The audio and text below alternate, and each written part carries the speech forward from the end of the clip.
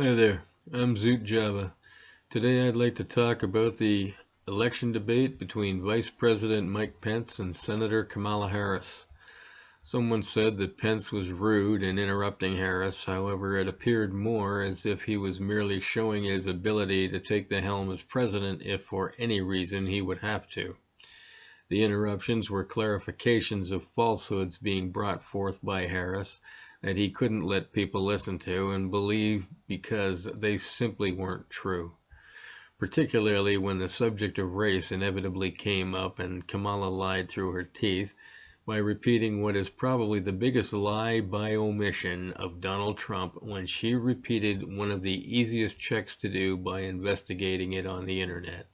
She said that at the Charlottesville protest that Donald Trump said that there were very fine people on both sides, but the problem is this isn't the end of the quote.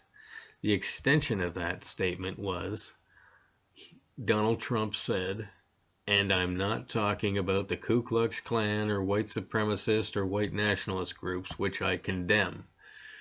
Again, she tried to say that Trump gave the 1% tax breaks and Biden wasn't going to raise taxes on people making $400,000. But Pence was trying to get the point across that Biden stated for a fact that the first thing he'd do when elected is to reverse the Trump tax cuts, because in doing so, it puts the taxes back up by about $2,000 at least. So Biden wouldn't put taxes up over the way they are now, but by repealing the Trump tax cuts, the tax money returns in effect being a raise in taxes. Then the gift to the Democrats came up in the form of COVID-19. The beauty of it is that the country was forced into a lockdown.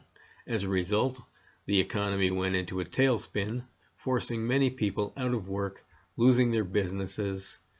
Kamala went after Pence, saying that under this president, we've had record unemployment and the economy is the worst it's been in years, completely ignoring the fact that the entire world has lost millions and millions of jobs and the world economy is at an all-time low as a result of dealing with this virus.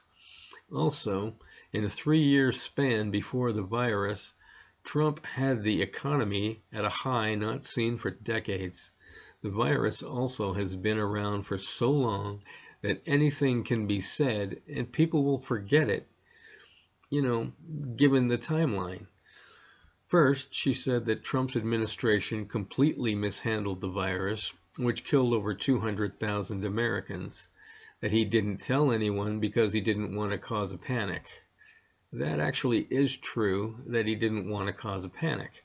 As the leader of the country, you don't want to run around screaming that you're freaking out over this unknown virus in case the entire population scatters like a Godzilla movie.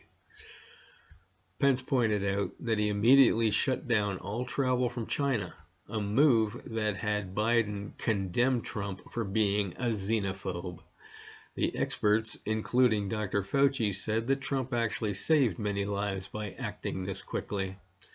She didn't say how they would have dealt with this, a completely new and unknown virus spreading worldwide with no idea of the effects it would have on people other than there had been people dying from it in seemingly large numbers. She asked Pence about climate change, and while he didn't seem to have any concrete answers to it, he did state that they would not be stopping fracking and petroleum-based jobs, which Biden said he would get rid of, putting thousands of Americans out of work in the fossil fuel industry.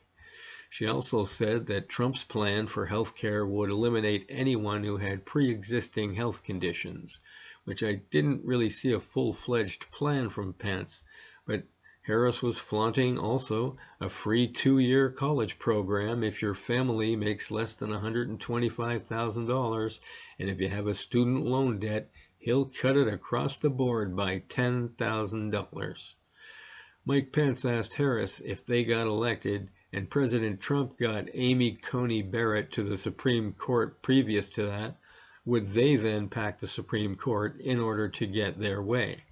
Harris went into a history lesson and completely avoided a yes or no question, which can only mean that they most certainly have every intention of packing the court.